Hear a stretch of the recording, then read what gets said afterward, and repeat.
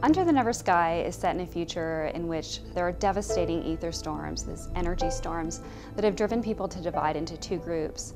Some have taken shelter in enclosed cities, and others have survived on the outside, and they've become very primitive.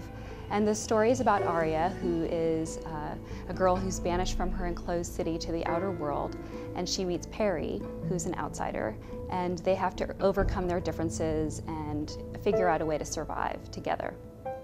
A couple of years ago, I was doing some thinking about my dependence on technology, and I remember one particular day looking at my son, who was swiping away very expertly at an iPad, or maybe it was some video game, and I remember being struck by the glow of the blue glow on his face, and by how intent he looked as he played that game.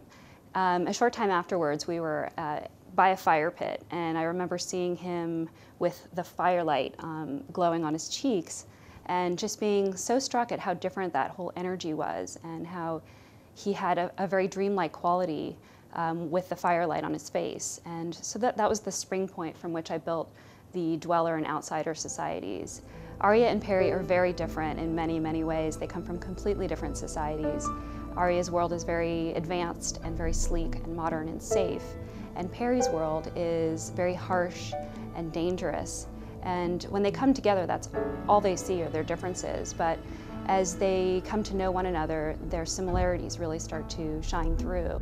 As the trilogy continues, the heat's definitely going to be on.